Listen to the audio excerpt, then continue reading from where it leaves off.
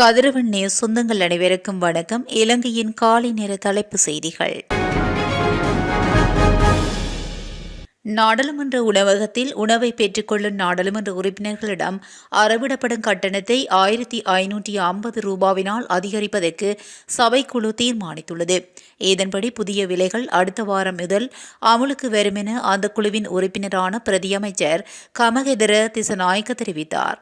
இதுவரையில் காலை உணவுக்காக அறவிடப்பட்டு வந்த 100 ரூபாய் கட்டணம் 600 ரூபாவாகவும், மதிய உணவுக்கு அறவிடப்பட்ட 300 ரூபாய் 1200 ரூபாவாகவும், தேநீருக்கான கட்டணம் 50 ரூபாவிலிருந்து 200 ரூபாவாகவும் அதிகரிக்கப்பட்டுள்ளது. அதற்கு அமைய இதுவரையில் காலை உணவு, மதிய உணவு மற்றும் தேநீருக்காக அறவிடப்பட்டு வந்த 450 ரூபாய் கட்டணம் 2000 ரூபாவாக அதிகரிக்கப்பட்டுள்ளதாக பிரதி அமைச்சர் கமகெதர திசநாயக்க தெரிவித்தார். இலங்கை கடவுச்சீட்டு பெறுவதற்கு இணையவழி முறைமையில் ஒரு திகதியை முன்பதிவு செய்யலாம் என பொதுமக்கள் பாதுகாப்பு மற்றும் பாராளுமன்ற விவகார அமைச்சர் ஆனந்த விஜயபால தெரிவித்தார். அதன்படி குறித்த திகதியில் ஒரு நாள் கடவுச்சீட்டை பெற முடியும் என்றும் அமைச்சர் ஆனந்த விஜயபால தெரிவித்தார். நேற்று பாராளுமன்றத்தில் எதிர்க்கட்சித் தலைவர் எழுப்பிய கேள்விக்கு பதிலளிக்கும் போதே அவர் இதனை தெரிவித்தார். இன்றைய தினம் யாரேனும் ஒருவர் திகதியை முன்பதிவு செய்தால் அவர்களுக்கு ஜூன் 27ஆம் தேதி கடவுச்சீட்டை பெற்றுக்கொள்ள முடியும் என தெரிவித்தார். இணையவழி முறைமைக்கான திகதி 5 மாதங்களுக்கு முன்பே ஒரு திகதியில் பெற்றுக்கொள்ள முடியும் எனவும் அவர் கூறினார். அத்தோடு ஒதுக்கப்பட்ட திகதிக்கு முன்னர் அவசர தேவையுடையவர்களுக்கு அவர்களுடைய தேவையை கருதி கடவுச்சீட்டுகளை பெறுவதற்கு வசதிகள் செய்து கொடுக்கப்படும் எனவும் அவர் தெரிவித்துள்ளார். யாழ்ப்பாணம் கோப்பாய் போலீஸ் பிரிவுக்கு உட்பட்ட பாடசாலையொன்றில் 14 வயதான மாணவியை துஷ்பிரயோகத்துக்கு உள்ளாக்கிய குற்றச்சாட்டில் ஆசிரியர் ஒருவர் நேற்று முன்தினம் கைது செய்யப்பட்டுள்ளார். பாடசாலையில் வைத்து மாணவியை 52 வயதான ஆசிரியர் துஷ்பிரயோகத்துக்கு உள்ளாக்கியதாக கூறப்படுகிறது. சம்பவம் தொடர்பில் கோப்பாய் போலீசாருக்கு கிடைக்கப்பெற்ற முறைப்பாட்டின் அடிப்படையில் ஆசிரியரை கைது செய்துள்ள போலீசார் மாணவியை மருத்துவ பரிசோதனைக்காக வைத்தியசாலையில் அனுமதித்துள்ளனர். விசாரணைகளை தொடர்ந்து ஆசிரியர் யாழ் நீதவான் நீதிமன்றில் முற்படுத்த நடவடிக்கை எடுத்துள்ளதாக போலீசார் தெரிவித்துள்ளனர்.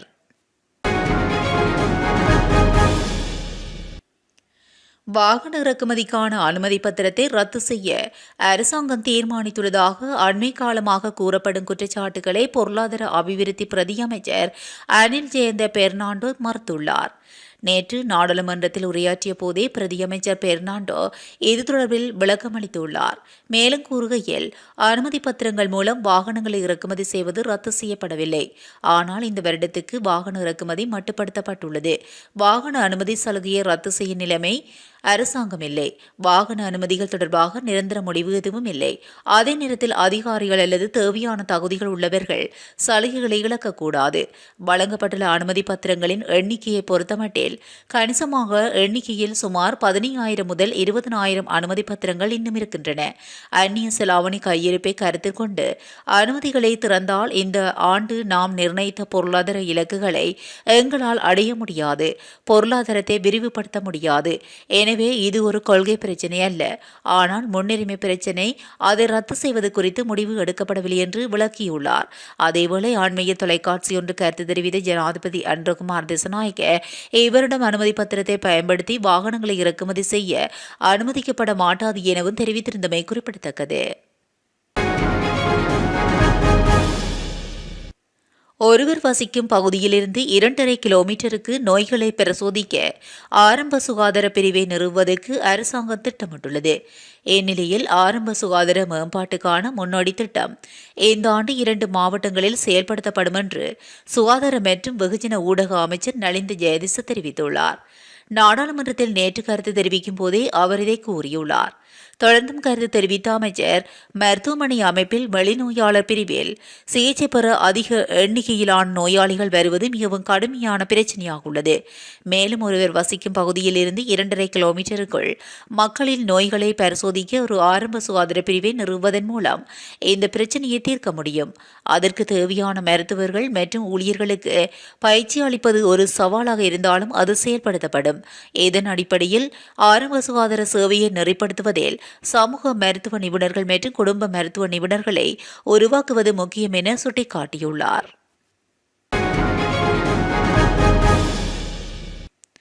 மகாவலி ஆற்றுக்கு நேர்வழங்கு ஹெட்டன் ஓயாவில் சட்டவிரோதமாக மாணிக்கக்கல் அகழ்வில் ஈடுபட்ட 4 சந்தேக நபர்கள் கைது செய்யப்பட்டுள்ளனர். குறித்த கைது நடவடிக்கையானது நேற்று முன்தினம் ஹெட்டன் போலீஸ் ஊழல் தடுப்பு பிரிவின் அதிகாரிகளால் மேற்கொள்ளப்பட்டுள்ளது. ஹெட்டன் ஓயாவில் இயந்திரங்களை பயன்படுத்தி ஒரு குழு மாணிக்கக்கல் அகழ்வில் ஈடுபட்டதாக ஹெட்டன் போலீசாருக்கு தகவல் வழங்கப்பட்டுள்ளது. இதனையடுத்து சம்பவ இடத்துக்கு விரைந்த போலீசார் அங்கு சோதனை நடாத்தி சந்தேக நபர்களை கைது செய்ததோடு மாணிக்கக்கல் அகழ்வுக்கு பயன்படுத்தப்பட்ட உபகரணங்களை கைப்பற்றினர். கைது செய்யப்பட்ட சந்தேக நபர்கள் பெலாங்குடை பகுதியை சேர்ந்தவர்கள் என்றும் 30 தொடக்கம் 50 வயதுக்குட்பட்டவர்கள் போலீசார் குறிப்பிட்டுள்ளனர். மேலும் கைது செய்யப்பட்ட சந்தேக நபர்களை ஹெட்டன் நீதவான் நீதிமன்றத்தில் முன்னிலைப்படுத்த நடவடிக்கைகள் எடுக்கப்பட்டுள்ளதாக போலீசார் தெரிவித்துள்ளனர். இலங்கை வெளிநாட்டு வேலைவாய்ப்பு பணியகத்தில் பதிவு செய்யப்பட்டு வெளிநாட்டு வேலைவாய்ப்பில் ஈடுபட்டு நாடு திரும்பிய தொழிலாளர்களின் பிள்ளைகளுக்கு பாடசாலை பொருட்களை வழங்கும் திட்டத்தை செயல்படுத்தி வருவதாக சிறப்பு வேலைவாய்ப்பு பணியகம் தெரிவித்துள்ளது. தொழிலாளி வசிக்கும் பகுதியில் உள்ள இலங்கை வெளிநாட்டு வேலைவாய்ப்பு பணிய கிளை அலுவலகம் ஒரு மாணவருக்கு சுமார் 10,000 ரூபாய் மதிப்புள்ள பாடசாலை பொருட்களை வாங்குவதற்கான வவுச்சரை வழங்கும் என்று பணியகம் தெரிவித்துள்ளது. இதற்கான விண்ணப்ப படிவங்கள் மற்றும் விவரங்களை பிரதேச செயலகத்தில் உள்ள வெளிநாட்டு வேலைவாய்ப்பு மேம்பாட்டு அலுவலர்களிடமிருந்து பெறுவதற்கான வசதிகள் செய்யப்பட்டுள்ளன. இந்த பொருட்கள் 2 வழிமுறைகள் மூலம் வழங்கப்படும். 1 முதல் 13ஆம் வகுப்பு வரை அரசு பாடசாலைகளில் படிக்கும் பெற்றோர் தற்போது வெளிநாட்டில் இருந்தால் அவர்களின் பிள்ளைகளுக்கும் 5 வருடங்களுக்கும் குறையாமல் வெளிநாட்டிலிருந்து நாடு திரும்பிய பெற்றோர்களின் பிள்ளைகளுக்கும் 10,000 ரூபாய் மதிப்புள்ள பாடசாலை பொருட்களுக்கான வவுச்சர்கள் வழங்கப்படும் என்றும் பணியகம் தெரிவித்துள்ளது. சுற்றுலா விசாவை பயன்படுத்தி வேலைவாய்ப்பு நோக்கங்களுக்காக ஓமானுக்கு செல்வதை தவிர்க்குமாறு இலங்கை வெளிநாட்டு வேலைவாய்ப்பு பணியகம் தெரிவித்துள்ளது. சுற்றுலா விசாவை வேலைவாய்ப்பு விசாக மாற்ற முடியாது என்றும் சுற்றுலா விசாக்கள் மூலம் தனிநபர்கள் ஓமானில் வேலையில் ஈடுபடுவது தடை செய்யப்பட்டுள்ளதாகவும் பணியகம் தெரிவித்துள்ளது. அத்தோடு இலங்கையிலிருந்து வேலை தேடுபவர்கள் ஓமானில் சட்டப்பூர்வமான வேலைவாய்ப்பை தேடும் போது இலங்கை வெளிநாட்டு வேலைவாய்ப்பு பணியகம் வழங்கிய விதிமுறைகள் மற்றும் வழிகாட்டுதல்களை மட்டுமே பின்பற்ற வேண்டும் என்று வலியுறுத்தப்பட்டுள்ளது. இதேவேளை தெளிவான அறிவுறுத்தல்கள் இருந்த போதிலும் சுற்றுலா விசாக்களின் நாட்டிற்குள் நுழைந்த பிறகு ஓமானில் சிக்கி தவிக்கும் இலங்கையர்களின் எண்ணிக்கையில் அதிகரிப்பு இருப்பதாகவும் தெரிவிக்கப்படுகிறது.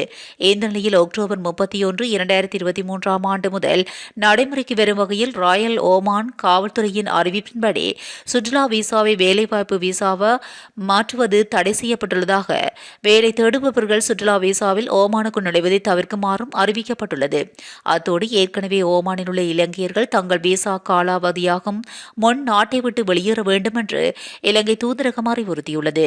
மேலும் விசா காலாவதியான பிறகு தங்கியிருப்பவர்கள் வெளியேறுவதற்கு முன் ஓமானில் உள்ள சம்பந்தப்பட்ட அதிகாரிகளால் விதிக்கப்படும் கூடுதல் கட்டணங்களுக்கு உட்படுவார்கள் என்றும் எச்சரிக்கை விடுக்கப்பட்டுள்ளமை குறிப்பிடத்தக்கது.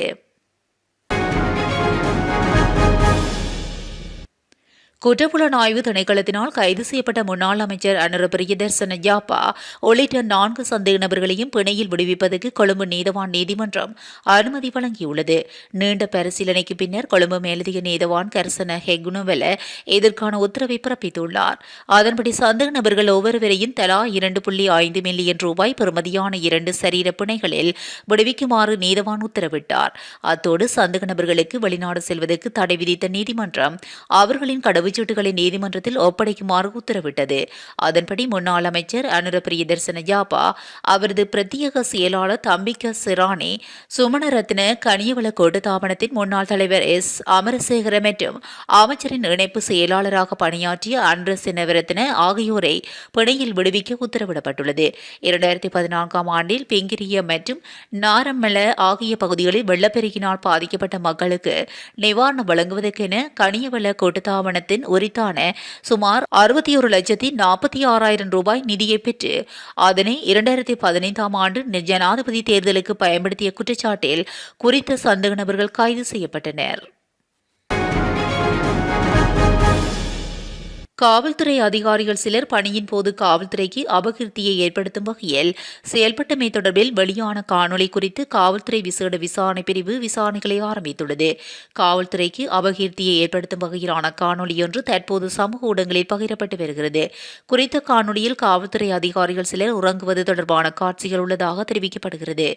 இந்த விடயம் தொடர்பில் பதில் காவல்துறை அதிபர் மிகுந்த அவதானம் செலுத்தியுள்ளதாக காவல்துறை பேச்சாளர் சிரேஷ்ட காவல்துறை அத்தியட்சகர் புத்திக மெனதுங்க தெரிவித்தார்.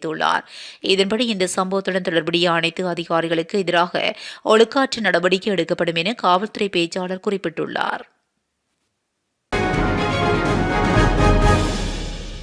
இத்துடன் இலங்கையின் காலை நேர தலைப்பு செய்திகள் நிறைவடைகின்றன. தொடர்ந்தும் செய்திகளோடு இணைந்திருக்க கதிரவன் நியூஸுடன் இணைந்திருங்கள். நன்றி, வணக்கம்.